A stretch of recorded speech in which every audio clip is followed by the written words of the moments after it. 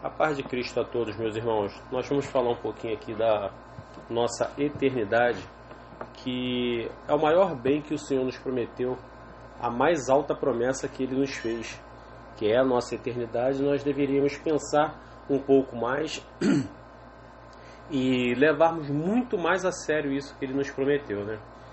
Então nós vamos começar falando aqui sobre a eternidade no livro de Salmos, no capítulo 39, no versículo 5, que diz assim, ó: Deste aos meus dias o comprimento de alguns palmos, a tua presença. O prazo da minha vida é nada. Na verdade, todo homem, por mais firme que esteja, é pura vaidade. Versículo 6. Com efeito, ou seja, de verdade, passa o homem como uma sombra, em vão se inquieta, amontoa tesouros e não sabe quem os levará. Olha que impressionante aqui, olha como é que é maravilhosa a palavra de Deus. Deste aos meus dias o comprimento de alguns palmos à tua presença. Ou seja, a nossa existência comparada à existência de Deus, à presença de Deus, é como se fosse alguns palmos. Então é bem pequena, é insignificante na verdade, né? E claro, ele deixa bem claro aqui após a vírgula que o prazo da nossa vida, na minha vida, como está escrito aqui, é nada. E verdade, todo homem, por mais firme que esteja, é pura vaidade. Aí a gente vai aqui nessa palavra vaidade, que vem do hebraico Ebel, ou também Abel, tem como tradução também um vapor. Ou seja, aqui nós temos um grande problema de tradução, né? Porque um homem só, que no caso essa versão que eu estou usando aqui é João Ferreira de Almeida, foi um padre, ele tinha um domínio, né? Mas nem tanto assim, e muitas pontas ficaram soltas, e eu creio essa aqui ser uma delas. Como diz aqui, ó, é pura vaidade. Mas na vaidade, quando a gente vai para o hebraico, deixa claro aqui pra gente, mostrando que é um vapor, é um puro vapor. Por quê? Cai muito mais bem um vapor aqui, porque um vapor, na verdade, ele se dissipa muito rápido, né? Ele sobe, né? Como se fosse aquele vaporzinho de uma água fervente de uma panela, ele sobe ali da panela, mas ele se dissipa muito rápido, assim como nossa vida. Então, acho que aqui fica bem mais claro, né? Por mais firme que esteja, cada homem esteja mais firme que possível, ele é como se fosse um vapor. Ou seja, ele se dissipa rápido perante aos olhos de Deus, ao tempo, à existência de Deus. É disso que ele está falando aqui. Aí vem logo depois, né? No versículo 6, com efeito, ou seja, na verdade, passa o homem como uma sombra. Olha só, novamente ele falou, uma sombra vai passando e some rápido. Até porque se tiver muita luz, a sombra nem existe. Então vem aqui, ó. Em vão se inquieta, amontoa tesouros e não sabe quem os levará. Muitas das pessoas têm juntado tesouros em suas vidas, amontoando a tesouros aqui na terra, né? Sem saber se alguém vai roubar, ou de repente investe tudo em dólar, de repente o dólar muda de valor e você perde tudo, ou como aconteceu naquela época da conversão dos valores aqui de nossa moeda brasileira, muitas pessoas que tinham muito dinheiro, acabaram, né, se matando porque tornaram-se pobres e não conseguiram conviver com essa realidade de ser pobre, né, com aquele governo na época, se não me engano, do Fernando Collor. Muita gente se matou nessa época por conta disso daí, porque tiraram o zero do dinheiro, fizeram um montão de coisa aí que quem tinha dinheiro acabou deixando de ter. E isso foi terrível, né? Porque muitas das pessoas não suportaram isso. E também aqui ele deixa claro, ó, e não sabe quem os levará.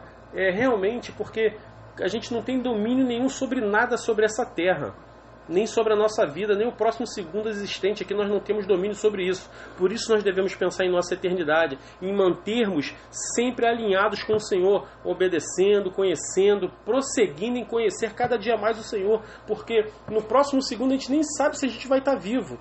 E as pessoas se contentam em amontoar tesouros aqui na terra, porque quando morre as pessoas começam a brigar por uma coisa que nem agariaram, não ganharam, né? Não é assim que funciona? A gente vê pessoas brigando por dinheiro que nem são deles, que não suaram para conquistar. É o que ele diz aqui, ó. Quem os levará? Quem vai levar o seu tesouro? Então, a Bíblia também deixa bem clara para nós amontoarmos tesouros no céu. E como é que nós amontoamos tesouro no céu? É ganhando almas, é se aprofundando em conhecer as Escrituras para poder pregar para aqueles que precisam. É isso que a gente precisa compreender. Então, aqui, ó, mais à frente nós vamos para Salmos 95, no versículo 11. 95, no versículo 11. O que deixa claro aqui, ó, o que nos impede de entrar? O que nos impede de entrar, né, nessa bênção no final? Que bênção é essa? A vida eterna. Aí diz aqui o versículo 11 de Salmo 95, que diz assim: por isso jurei na minha ira, não entrarão no meu descanso. A Bíblia fala que o Senhor não se cansa.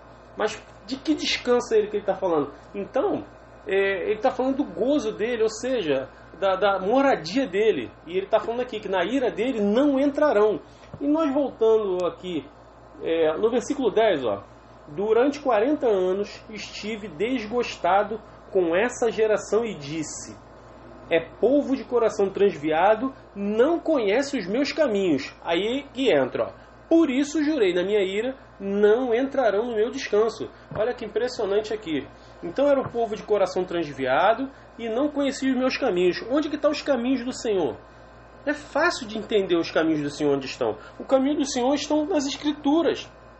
Ele deixou aqui, inclusive os caminhos dele, é o passo a passo, ou seja, é o mapa para nos conduzir a essa eternidade a qual nós devemos pensar com mais afinidade, buscar com mais afinco. Nós devemos estar cada vez mais se aproximando disso. E como fazemos isso? Orando, buscando a Ele, Bíblia, porque cada vez mais que nós lemos, nós evoluímos espiritualmente, nos aproximamos do Senhor, porque a única forma que nós temos de se aproximar desse Deus é as Escrituras, não tem outra forma. Então, nós precisamos entender isso aqui, ó, porque ele jurou na ira que não entrarão no descanso. Aí, vamos olhar aqui essa palavra descanso aqui, ó. Enuká, né? É lugar de descanso, sossego, ou seja, é onde Deus se encontra, é a moradia dele. Nós precisamos compreender isso. Nós precisamos estar próximo de quem? Das Escrituras. E nós vamos dar uma olhada aqui agora, como obter a vida eterna. E nós vamos olhar em João 17, no versículo 3. Então, e diz assim, João 17, versículo 3. E a vida eterna é esta, que te conheçam a ti, o único Deus verdadeiro, e a Jesus, Cristo, a quem enviaste. Ou seja, então, para se aproximar da vida eterna, nós precisamos conhecer o Senhor como o único e Deus verdadeiro, né? Que é o Pai de Cristo, que o enviaste. E precisamos desse Cristo que ele enviou, que é para fazer essa passagem, né? Como quem entende do sacerdócio antigamente, que existia um sacerdote que levava o sacrifício até o sumo sacerdote, que o sumo sacerdote levava até o santo dos santos. Então, nós somos os sacerdotes hoje. Cristo é o nosso sumo sacerdote que pega os nossos sacrifícios e leva até o santo dos santos. Lembrando que os nossos sacrifícios hoje não são aqueles que eram feitos lá atrás. Sacrifício de animais. Não é mais esse. O nosso sacrifício hoje é matar a nossa própria carne. Hoje até ler as Escrituras passa a ser um sacrifício, porque é muita dificuldade nós temos hoje para examinar as Escrituras. Não é fácil examinar as Escrituras nos dias de hoje, porque o mundo tem pressa. O mundo hoje vive numa correria, entendeu? E ler a Bíblia é complicado, dá sono, pesquisar, buscar, estudar. E na semântica da palavra, nós precisamos entender que a Bíblia não foi feita para ser lida, ela foi feita para ser examinada, dado aos problemas que, por maldade de homens, eu até falei um pouco aqui, o padre, que João Ferreira de Almeida, que não tinha tanto domínio assim, muitas das coisas aqui foi modificado nas Escrituras, sim, nós sabemos que foi, algumas coisas por maldade, outras por não ter tanto domínio, outras para pessoas se manterem no poder. Então, por isso, hoje dá um pouco mais de trabalho. dá um pouco mais de trabalho porque você não pode ler. É necessário que você precise examinar, meditar, fazer uma diligência. É muito mais além do que ler. Então nós precisamos estar cientes disso. Então para levarmos a nossa vida eterna a sério, nós precisamos meditar, nós precisamos pesquisar, nós precisamos fazer aquela diligência profunda, uma investigação, uma examinação, para entendermos o que verdadeiramente o Senhor quer falar a nós. Tá bom, meus irmãos? Então, aqui agora nós vamos seguir para João 5:24. E claro, né, em João 5:24, começa com um renascimento espiritual. E João 5:24 diz assim: em verdade vos digo, quem ouve a minha palavra e crê naquele que me enviou, tem a vida eterna, não entra em juízo, mas passou da morte para a vida. Ou seja, nenhuma condenação há para os que estão em Cristo Jesus. É o que ele está falando aqui, ó. Por isso que não haverá juízo. Não entre em juízo. Por quê? Não haverá nenhuma condenação para aqueles que estão em Cristo Jesus. Mas está todo mundo em Cristo, não é? Todo mundo está em Cristo. Hoje todo mundo conhece a Cristo. Mas e aquele que crê? Quem é o que crê? Quem crê é o que ouve e coloca em prática. Esse é o que verdadeiramente crê, né? Aqui, ó. Crê vem da palavra, vem do grego pistel. Isso, pistel. Pensar que é verdade, estar persuadido, acreditar, depositar confiança em algo que se crê, acreditar, ter confiança numa relação moral. Olha que interessante.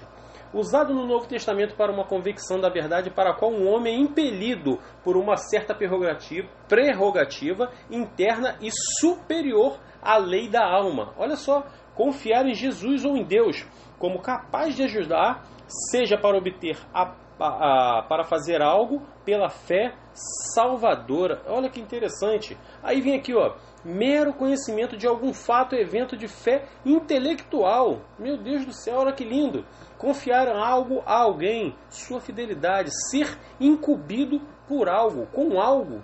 Olha, em verdade vos digo, que ouve a minha palavra e crê naquele que me enviou tem a vida eterna e não entra em juízo, mas passou da morte para a vida. Ou seja, da morte para a vida, que ele quer dizer aqui, é claro, porque nós, sem Cristo, sem Deus, nós estamos mortos. Então, quando nós passamos a receber a vida essa que foi descrita lá em Deuteronômio 30:19, né? Eu sou... E também aqui em Deuteronômio, ó, em João 15:6 ou 7, se não me falha a memória, que ele fala, eu sou o caminho, eu sou a verdade e eu sou a vida. Então, nós passamos a ter vida quando recebemos Cristo em no nosso coração, né? E nós precisamos disso. Nós precisamos pensar cada vez mais sobre a nossa vida eterna, né, meus irmãos?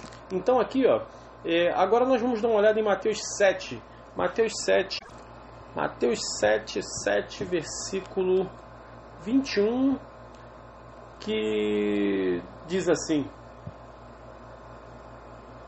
Mateus 7, versículo 21, saiu aqui. Nem todo que me diz Senhor, Senhor entrará no reino dos céus, mas aquele que faz a vontade de meu Pai, que está nos céus.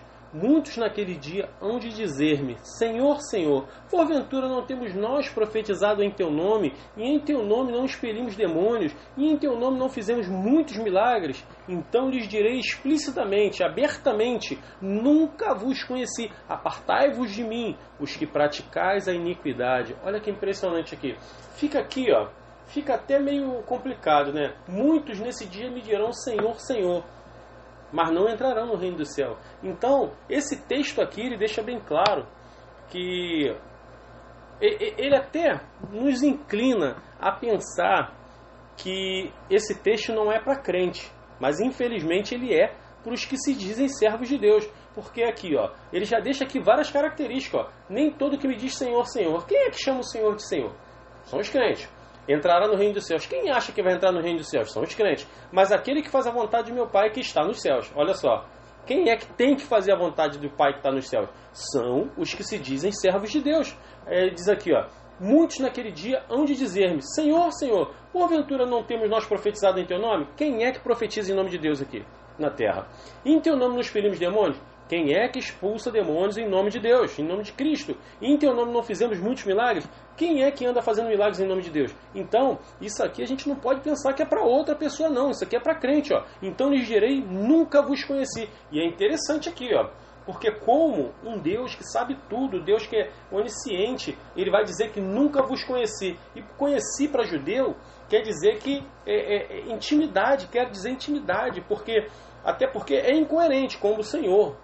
Ele é onisciente, ele sabe de tudo. É impossível que ele fale que não te conheça. Ou seja, em outras palavras, ele está dizendo aqui, ó, eu nunca tive intimidade contigo. Apartai-vos de mim, os que praticais a iniquidade. Então, não adianta brincar de ser crente. Não adianta você fazer uma coisa aqui e ali você faz outra. Quando está na frente de todo mundo, você faz uma. Mas quando você está por trás, quando não tem ninguém te vendo, aí você passa a fazer besteira.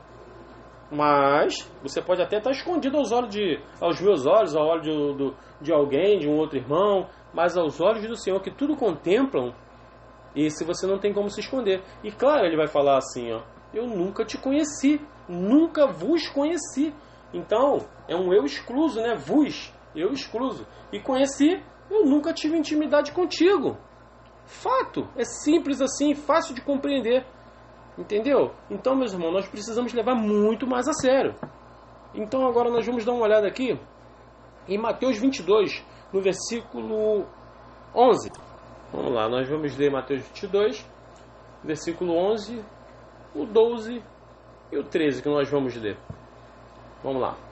Versículo 11 diz assim: Entrando, porém, o rei, ao ver que estavam à mesa, notou ali um homem que não trazia veste nupcial. E perguntou-lhe, amigo, como entraste aqui sem veste nupcial? E ele emudeceu. Então ordenou o rei aos serventes, amarrai-o de pés e mãos e lançai-o para fora nas trevas, ali haverá choro e ranger de dentes. Eu acho que eu não preciso fazer a menção aqui a choros e ranger de dentes, né? Mas é impressionante que a primeira coisa que o rei entrou e percebeu que não tinha uma veste nupcial. Então, ele está falando de umas vestes. Então, nós precisamos cada vez mais lavar as nossas vestes no sangue do Cordeiro. E como é que a gente lava as vestes no sangue do Cordeiro? É negando o nosso entendimento, as nossas ideias, os nossos propósitos para viver os que Ele nos mandou. Isso vai lavar nossas vestes, vai branquear nossas vestes, vai tirar as manchas de nossas vestes. É até estranho a gente falar, né, que lavar as vestes no sangue para ela ficar branca. Mas isso é só uma metáfora, né, metaforicamente falando, porque quando fala em lavar no sangue, esse sangue que ele está falando é justamente do sacrifício que ele fez do cruz, né, o sacrifício de cruz, onde ele derramou o sangue para nos dar direito, tá? Porque Cristo não morreu na cruz para todos. Lembrando disso, tá? Ele não morreu para todos, mas ele morreu para todo aquele que crê, todo aquele que nega a sua vontade, nega a sua intelectualidade para viver a de Cristo. Então ele morreu para esse. Se você é um desse, ele morreu por você e morreu para você. Entendeu? Para que você tivesse direito a essa vida eterna que nós estamos falando aqui, que nós estamos mencionando. É isso que nós precisamos deixar claro. Porque, Cristo morreu por todo mundo. Não, não foi para todo mundo. Se fosse para todo mundo, não precisava nem a gente correr atrás, entendeu? Ainda que, por mais que nós façamos aqui, né, nós não obteremos a vida eterna por mérito, não teremos por mérito, teremos por fé, simplesmente por fé. Mas, se nós temos fé, se nós cremos nesse Cristo, nós temos que praticar o que Ele mandou. Não vamos praticar porque vou praticar porque eu sou...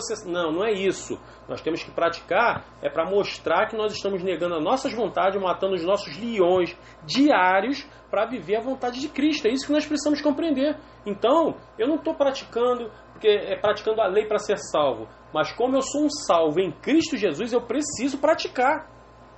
É o contrário. Entendeu? Mas eu não preciso praticar a lei porque Cristo praticou por mim. Não é bem assim, não. Não é bem assim. Se você ler as Escrituras e procurar entendimento dentro delas, buscando interpretação dentro dela, você vai ver que não é desse jeito. Se nós somos salvos, nós precisamos ser pessoas melhores. Nós precisamos evoluir a cada dia espiritualmente, cuidando do nosso próximo, cuidando da nossa espiritualidade, entendeu? Nós precisamos alimentar o nosso espírito a cada dia. E como é que a gente alimenta o nosso espírito? com a palavra de Deus. Não tem outra forma. Compreenderam, meus irmãos? Então, essa parte aqui já é para botar bastante medo, mas eu não gosto muito de falar sobre ela. Que ali haverá choro e ranger de dentes. Eu não gosto muito de falar sobre isso, porque as coisas não tem que ser por medo, né? A gente tem que ser como criança, a gente tem que amar a Cristo pelo que Ele é, não pelo que Ele pode fazer. Então, essa parte do medo, a Igreja Católica usou isso durante muito tempo. Eu acho que nós falando, se compreendermos o que Cristo fez naquela cruz, eu acho que já é o suficiente para a gente amar e seguir, porque Ele nos amou primeiro, mostrando que verdadeiramente nos amava, subindo naquela cruz e pagando uma dívida que nem dele era nossa, né? Então nós vamos ler aqui, nós lemos agora Mateus 22:11, né? Nós vamos ler Mateus 22:31. Vamos lá, aqui em Mateus 22, no versículo 31, ele nos deixou claro, ele provou a existência da vida, né? Quanto à ressurreição dos mortos, não tendes lido que o Deus vos declarou: eu sou o Deus de Abraão, o Deus de Isaac e o Deus de Jacó. Ele não é Deus de mortos, e sim de vivos. Olha que impressionante. E sim de vivos. Então, por que sim de vivos? Porque quando nós estamos andando nesse mundo sem Deus, nós somos vistos como mortos, né? Mortos espirituais, cegos espirituais. Então, quando nós entendemos que Cristo nos resgatou e passamos a fazer o que Ele nos manda, aí nós passamos a ser vivos. E Deus, Ele é Deus dos vivos, não dos mortos. E então nós precisamos compreender, que fique claro isso. Ele provou a existência da vida para nós. E nós vamos dar uma olhada agora em Romanos, no versículo 2, capítulo 2, versículo 7. Então, vamos lá. Romanos 2, versículo 7, que diz assim: a vida eterna aos que, perseverando em fazer o bem, procuram glória, honra e incorruptibilidade. Olha que interessante aqui, ó. A vida eterna aos que, perseverando em fazer o bem. Então, a gente não vai fazer o bem para receber a vida eterna, mas que fique claro, porque nós aceitamos Cristo, Ele que nos aceitou, né, na verdade. Nós não temos que aceitar Cristo. Quem tem que aceitar a gente é Ele, porque nós somos todos errados, né? E Ele nos amou primeiro quando Ele já subiu naquela cruz. Então, nós lemos o versículo 7, ó. Mas quando a gente volta aqui no versículo 5, olha que interessante, ó. Mas segundo a dureza de coração impenitente, acumulas contra ti mesmo ira, para o dia da ira, da revelação do justo juízo de Deus, que retribuirá a cada um segundo o seu procedimento, ou seja, a cada um segundo a sua obra. A vida eterna aos que, perseverando fazer o bem, procuram glória, honra e incorruptibilidade. Então, isso aqui é um incentivo, é uma exortação para que cada dia mais nós possamos ser pessoas melhores. Então nós não podemos ficar aqui parados, simplesmente frequentando a igreja, tomando santa ceia, somente dando dízimo, ofertando e achando que no final vamos ser salvos. Porque Deus não precisa do nosso dinheiro e nem vai salvar ninguém por isso. Nós precisamos compreender que nós temos que seguir, como diz aqui o versículo 7 de Romanos 2, perseverando em fazer o bem, procurando glória. Aí glória, vamos lá na glória. A glória vem do grego doxa, que o finalzinho, olha que interessante aqui, ó, condição de gloriosa bem-aventurança a qual os cristãos verdadeiros entrarão depois do retorno do seu Salvador do céu. Ou seja, e a gente procura a glória. Para onde que Cristo foi? Para a glória. É o que ele está falando aqui, ó. Condição de gloriosa bem-aventurança, ou seja, de felizes, de felicidade, a qual os cristãos verdadeiros entrarão depois do retorno do seu Salvador ao céu. Ou seja, está falando aqui da ressurreição, quando ele volta, da ressurreição não, da escatologia, né? Quando ele voltará para buscar o seu povo que está aqui na terra. Ele prometeu e ele vai voltar.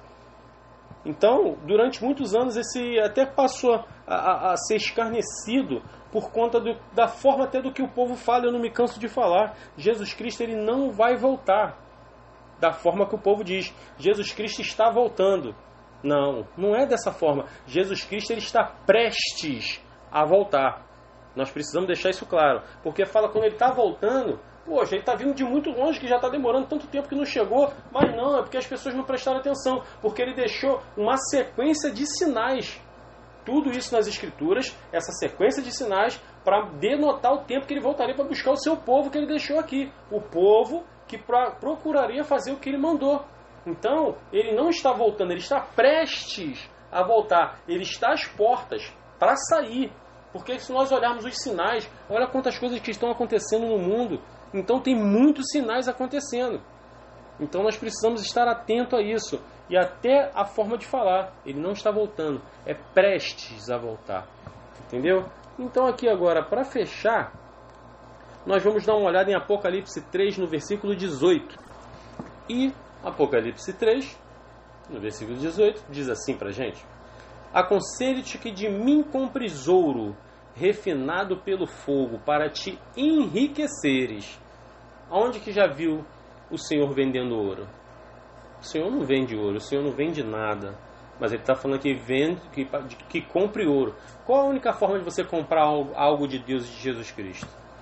Fica essa pergunta aqui, ó. Aí vem a vírgula, que depois da vírgula vem dizendo assim, ó: vestiduras brancas para te vestires, a fim de que não seja manifesta a vergonha da tua nudez. Nudez fala de pecado. E colírio para ungir os seus olhos, a fim de que vejas. Ou seja, ele está falando aqui de visão espiritual e está falando de uma roupa para cobrir a nossa nudez. Ou seja, que roupa é essa? A santificação. E que nudez é essa que ele está falando que vai cobrir? São os nossos pecados. Quando nós crermos verdadeiramente que Cristo fez naquela cruz, ele vai mandar as vestes brancas através da nossa prática das Escrituras, que vai caracterizar a santificação, vai cobrir a nossa nudez, que é o nosso pecado. É simples assim. E o colírio para ungir é que a gente vai passar a enxergar. Nós vamos passar a enxergar o quê? E espiritualmente, nós vamos começar a enxergar que as pessoas estão carentes de Deus, porque está todo mundo hoje, então, nos dias de hoje está pior do que nunca. Você vê que a depressão é a doença do século, depressão, crises de ansiedade, crises de pânico. Eu tenho amigos que são donos de farmácia, eles falam: Leandro, está todo mundo complicado, porque você não tem noção de como se vende aí, ó, bromazepam, clonazepam, são remédios anti-ansiolíticos, né? Anti-ansiolíticos, acho que o nome correto é esse, né?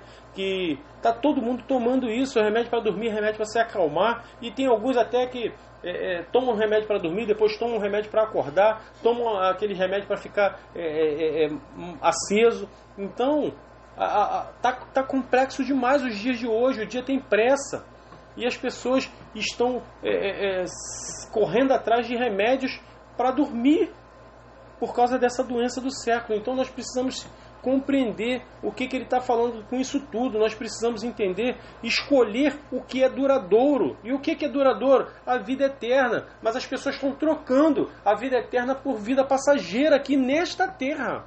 E nessa terra, olha só, tem gente que ora, às vezes assim, faz bem até orar, a gente orar por alguém, mas o pessoal ora para que o Brasil melhore, e a Bíblia fala que não vai melhorar daqui para frente, só vai daqui a piorar.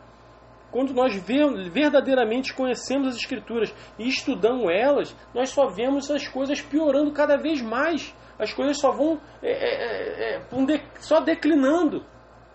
Nós não vemos uma melhora satisfatória. Então, por quê? Isso, inclusive, é um dos maiores sinais, é um dos sinais. Apostasia. O que é apostasia? As igrejas voltando atrás da sua fé, voltando atrás, pregando coisa que não deve, ensinando doutrina de demônios. Porque hoje muitos dos púlpitos são demônios que estão em cima de púlpitos, ensinando coisas que não devem. As igrejas hoje, todas elas vivem dentro de um sistema. E esse sistema não é para conduzir ninguém para o que é duradouro, não é para conduzir ninguém para a vida eterna. E nós precisamos estarmos atentos e alertando pessoas para que cada vez mais saiam desse sistema, dessa matrix que é horrível, que não vai conduzir ninguém a lugar nenhum, a não ser o pranto e ranger de dente. Meus irmãos, eu acho que já dá para ficar até aqui, o recado já foi dado e nós precisamos fazer a escolha com o que é duradouro, que é a vida eterna que o Senhor nos prometeu. Tá bom, meus irmãos? Que o Senhor nos abençoe por essa palavra, em nome do seu Filho amado Jesus.